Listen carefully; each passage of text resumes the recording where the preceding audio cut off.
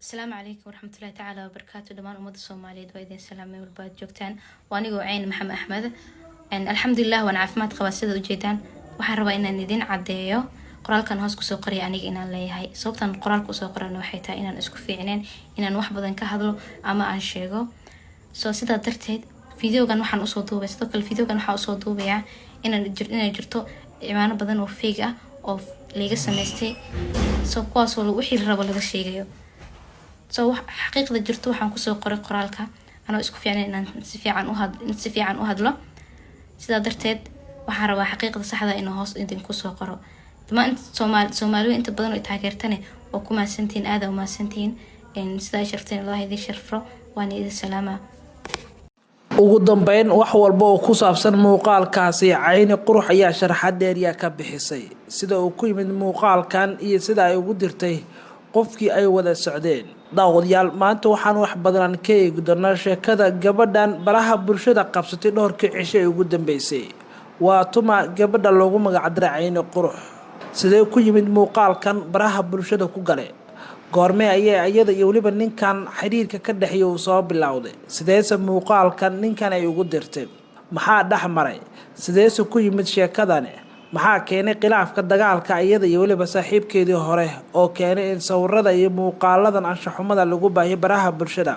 falcelin badan oo ka dhalatay fanaaniin waaweyn oo ka hadlay dalmaryare ayaa ku xumaaday muuqaalka gabadhan laga baafiyay baraha bulshada iyo falcelin badan dab casir waa nin caan ka baraha bulshada si weyn kaga falceliyay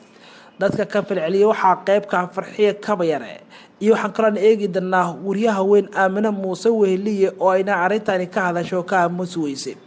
dhabaaba muuqaalkeena maanta ayaan ku eegi doonaa hoyga fanka iyo sugaanta Cayni Qurux qudheed ayaa ka hadashay wixii dhacay falcelintii ka dhalatay sidoo muuqaalkaasi ku baxay qudheedu waa ay faahfaahisay gabadhan oo caanka ka ah baraha bulshada gaar ahaan aalada TikTok cajiibul cajiib waagaag waxaad naga daawanaysan channel-adina hoyga fanka iyo sugaanta ee xogta fanka iyo xulashada fanka ayaa daawadayaal nagala socotaan saaxiibada ku xiran waxa leenahay maalin wanaagsan waxaan guda geli doonaa sheekada Cayni Qurux waxa ay noqotay sheeko in dhawaalahanba baraha bulshada si weyn u qabsatay falcelin badan ayaana laga sameeyay sheekadan dad badan ayaana ka falceliyay waxayna noqotay sheekada ugu hadalhayn inta badan Cayni Qudheed ayaa ka hadashay muuqaal ay soo dhigtay dhammaan warbixinadaas ayaa isdul istaagi doona sheekadan iyo sida ay ku timid baraha bulshada ayaa mar qura lagu baahiyay sawirro iyo muuqaalo anshaxumo ah oo laga duubay gabadha liira Cayni Qurux ladan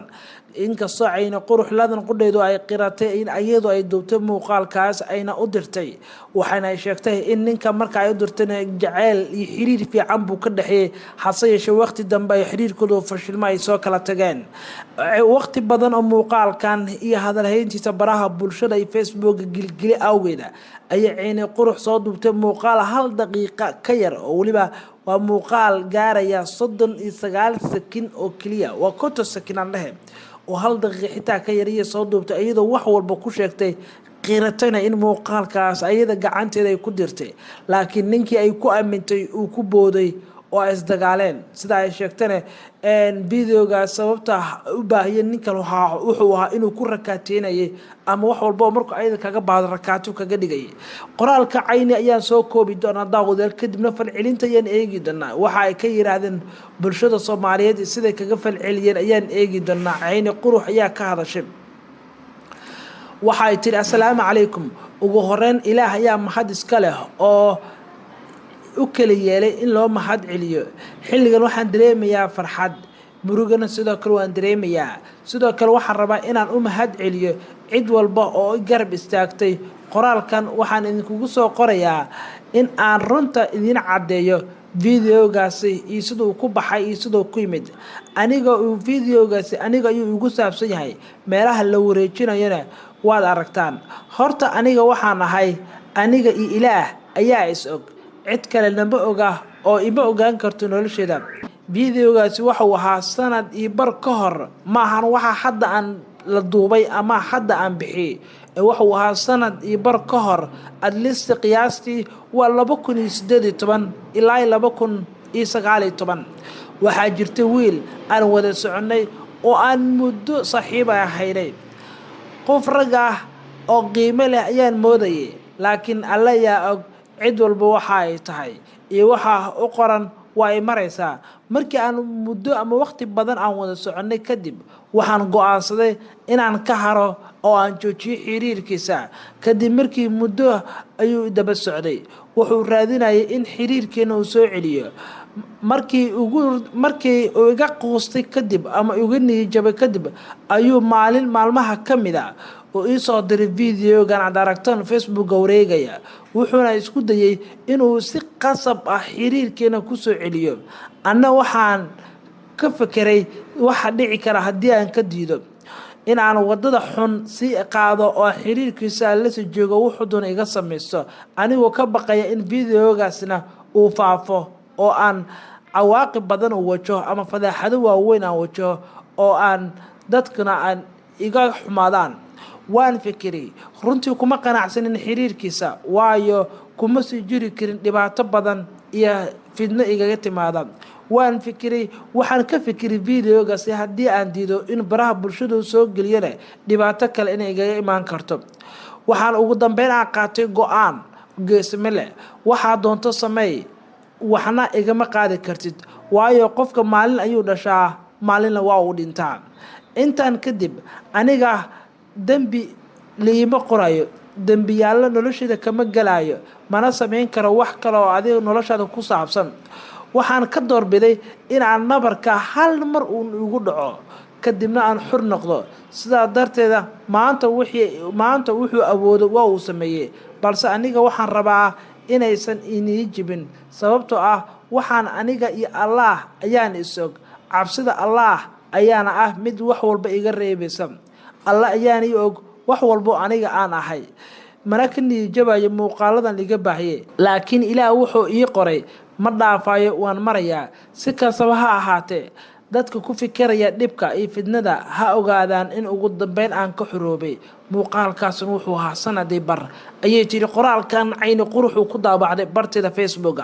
Haddaba daawadayaal, intaa kadib codsi ayay daba dhigtay. Waxay tiri ugu dambeyn waxaan wataa codsi. Walaalayaal, waxaa jira warar been abuur ah oo dad magaciiga ku qaraabanaya, kuwaas oo isdhex wada waxaana jirin wax jira. Sawiradeeda meelaha qaar la soo dhigay raali ka miyay, balse waxaan rabaa inaan idin caddeeyo wararka qaar waa been abuur. Ma jeclin qof been laga sheego, sidaas darteeda arrintan way dhamaatay. Falcelinta badanna hala joojiyo ayay tiri Cayni Qurux oo muuqaalkani ku daabacday barteeda Facebook. Haddaba daawadayaal, si guud markaan u eegno sidaan u eegno qoraalkan, waxay muujinaysaa Cayni in ninkaas xiriir uu ka dhaxay, sidoo kalena ay dhex mareen waxyaabo kale oo qaar ah. Markaan qiimeyno qoraalkeeda iyo waxyaabaha ay ka falcelisay, sababta qoraalkii waxay ku sheegtay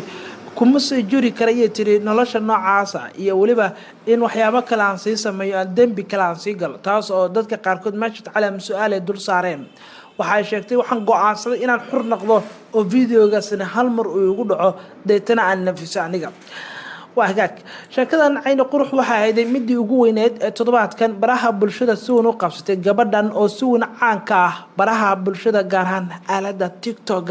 ayay caan ka tahay. Falcelin badan ayaa ka dhalatay hadalka gabadhan iyo weliba muuqaalka laga duubay. Wuxuu ahaa muuqaal anshax xumo ah. Haddaba waxaan eegaynaa Aamina Muuse Wehliye, waa gabar saxafiyada oo caan ka ah, ayaa si weyn kaga falcelisay sheekadan. Aamina Muuse Wehliye ayaa afka ooyin qabsatay kadib markii ay ka hadashay muuqaalka laga duubay gabadhii qabineed ee deetana baraha bulshada lagu baahiyay. Aamina Muuse ayaa tiri ma ahan wax la aqbali kara in waqtigan aynu joogno in gabdhihina la ciqaabo lana tuso waxaysan ahayn. Sidaas darteed muuqaalkan hoos kaga muuqda ama ka wada aragtaan waa Aamina Muuse oo ayna si weyn arrintan kaga falcelisay. Aamina waxay tiri ma ahan wax loo dul qaadan karo, mana la joogo waqtigii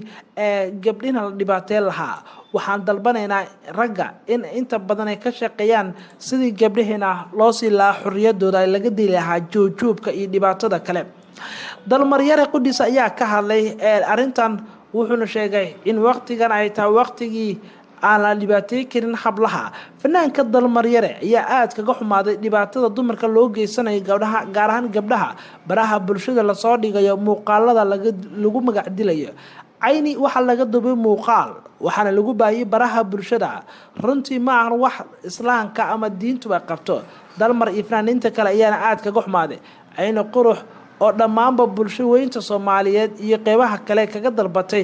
in ay qeyb ka noqdaan tirtirta ila tirtiro fiidiyogan. dad badan ayaa ka hadlay daawadayaal sheekada Cayni Qurux ayaa doonayay in halkaas aan ku soo gabagabeeyo. waa gabar caan ka ah aalada TikTok baraha bulshada iyo goobaha kale ee Soomaalida ku kulanto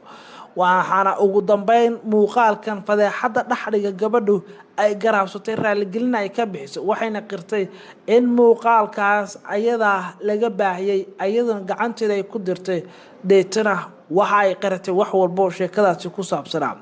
halkaas ayaa anagana daawadayaal ku soo koobina sheekada gabadhan channelkina Hoyga Fanka iyo Suugaanta